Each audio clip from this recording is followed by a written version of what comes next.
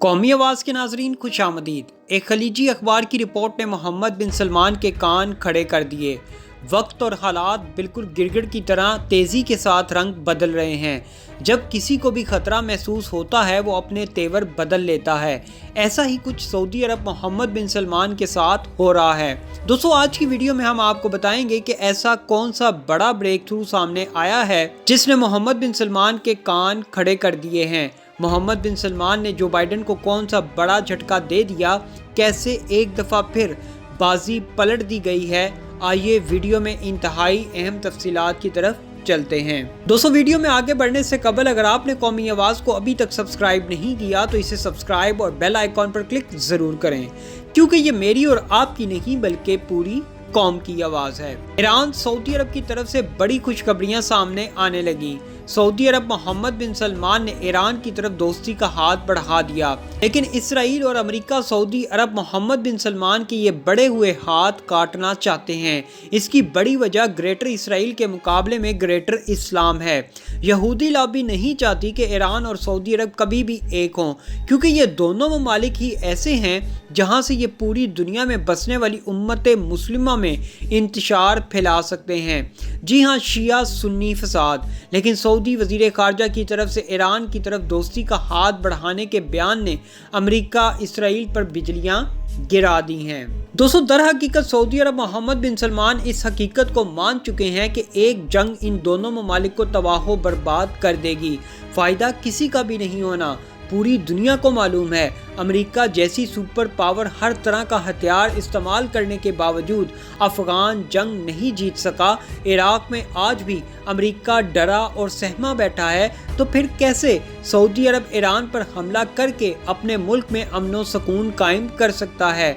नहीं, बिल्कुल ऐसा नहीं हो सकता। यही वजह है मोहम्मद बिन सलमान समझ चुका है कि अगर उसने अपने विजन 2030 को कामयाब बनाना है तो इसके लिए कोई भी जंग सऊदी अरब के हक में नहीं, क्योंकि मुआशी हालात इस वक्त वैसे ही सऊदी अरब के ठीक नहीं, और अगर किसी भी जंग की तरफ चले गए तो मुआशी हालात मज़ीद बिगड़ जाएंगे। इसलिए अब मोहम्मद बिन सलमान ने ईरान की तरफ दोस्ती का हाथ बढ़ा दिया है, जिसका पूरा प्लान तैयार करके फैसल बिन फरहान को बहुत जल्द पाकिस्तान भेजने की तैयारियां की जा रही हैं। आपको मालूम होगा सऊदी वज़ीर ख़ारजा फैसल बिन फरहान का दौरा पाकिस्तान जनवरी के शुरू से ही शेड्यूल है, लेकिन इसकी अभी तक कोई हतमी तारीख फाइनल नहीं हो सकी। इसकी बड़ी वजह ईरान सऊदी अरब ताल्लुकात में कशीदगी है।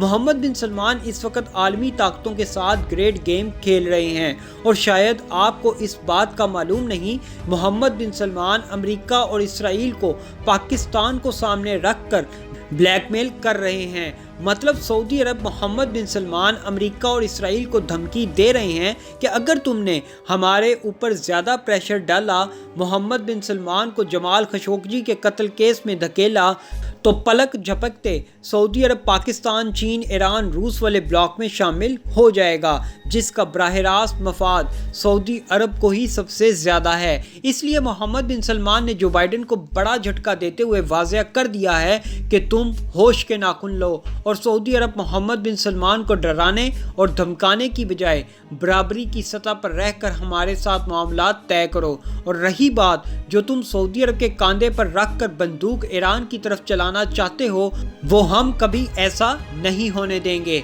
कि हम एक अमेरिका इसराइल की वजह से सऊदी अरब की सालमियत भी दांव पर लगा दें। दोस्तों, दर हकीकत चीन ने ईरान में 400 अरब डॉलर्स की इन्वेस्टमेंट करने का ऐलान किया है, जो पाकिस्तान के मुकाबले में कई गुना बड़ी इन्वेस्टमेंट है। अगर अमेरिका ने ईरान पर जंग मुसल्लत करने की कोई गलती की तो जाहिर सी बात है चीन ईरान को तनहा नहीं छोड़ेगा। अब अमेरिका हर सूरत चाहता है कि ईरान पर जंग मुसल्लत की जाए, क्योंकि अगर ऐसा ना किया गया तो एक बहुत बड़ा तिजारती मंसूबा जिसमें सी पैक 1 रोड 1 बेल्ट मंसूबा शामिल है, जो पाकिस्तान, अफगानिस्तान, ईरान, चाइना, तुर्की, अज़रबैजान से होता हुआ रूस और यूरोपीय ममालिक تک جاتا ہے۔ بس یہ ایک منصوبہ ہی امریکہ کو کھائے جا رہا ہے۔ امریکہ جانتا ہے اگر یہ منصوبہ کامیاب ہو گیا تو پھر امریکہ کی پوری دنیا میں ویلیو بالکل زیرو ہو جائے گی۔ دوستو، اب فیصل بن فرحان پاکستان کیوں نہیں آ رہے سمجھ لیں، یہ فیصل بن فرحان نہیں بلکہ محمد بن سلمان کے خود آنے جیسے لیول کا ایک دورہ ہے، جس میں پاکستان اور سعودی عرب کے مستقبل کے تعلقات کی اصل کہانی چھپی ہوئی ہے۔ فیصل بن فرحان کو بڑے بڑے ٹارگٹس دے کر پاکستان بھیجا جائے گا۔ اس سے قبل محمد بن سلمان چاہتے ہیں کہ وہ جو بائیڈن اور اسرائیل کو گھٹنوں کے بل لے آئیں۔ بیس وہ پاکستان کو بنا رہے ہیں کہ ہم کسی بھی وقت کھلم کھلا یہ اعلان کر دیں گے کہ ہم بھی پاکستان چین کے سی پیک منصوبے میں شامل ہونے جا رہے ہیں، لیکن ایسا امریکہ اور یہودی لابی نہیں ہونے دینا چاہتی۔ وہ چاہتے ہیں کہ مسلمانوں میں فساد برپا کیا جائے۔ دوستو، محمد بن سلمان کی طرف سے ایران کی طرف دوستی کا ہاتھ بڑھانا انتہائی خوش آئند ہے، لیکن یہ ہاتھ اسرائیل اور امریکہ کاٹنا چاہتے ہیں۔ سعودی عرب کے وزیر خارجہ شہزادہ فیصل بن فرحان کا کہنا ہے کہ مملکت عرب امن منصوبے کی بنیاد پر امن کے قیام کے حوالے سے پابند ہے۔ سعودی عرب کے وزیر خارجہ شہزادہ فیصل بن فرحان کا کہنا ہے کہ مملکت عرب امن منصوبے کی بنیاد پر امن کے قیام کے حوالے سے پابند ہے۔ انہوں نے یہ بات جرمنی میں ایک پریس کانفرنس کے دوران کہی۔ سعودی وزیر خارجہ نے زور دیا کہ اسرائیل کے جانبدارانہ اقدامات فلسطینیوں اور اسرائیلیوں کے درمیان امن کی راہ میں سب سے بڑی رکاوٹ بن رہے ہیں۔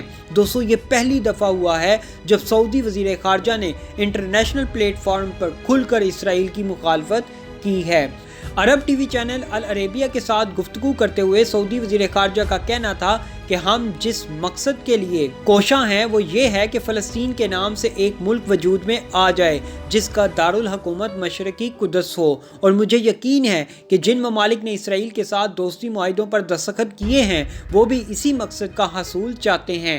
تاہم متحدہ عرب امارات کے بعد بحرین، سوڈان اور مراکش کی جانب سے بھی اسرائیل کے ساتھ دوستی معاہدے پر دستخط کر دیے جانے کے باوجود امریکہ اور اسرائیل کی طرف سے مزید 30% فلسطینی اراضی کے اسرائیل کے ساتھ الحاق پر مبنی صدی کی ڈیل نامی مضمون سازش پر زور و شور سے عمل درآمد جاری ہے۔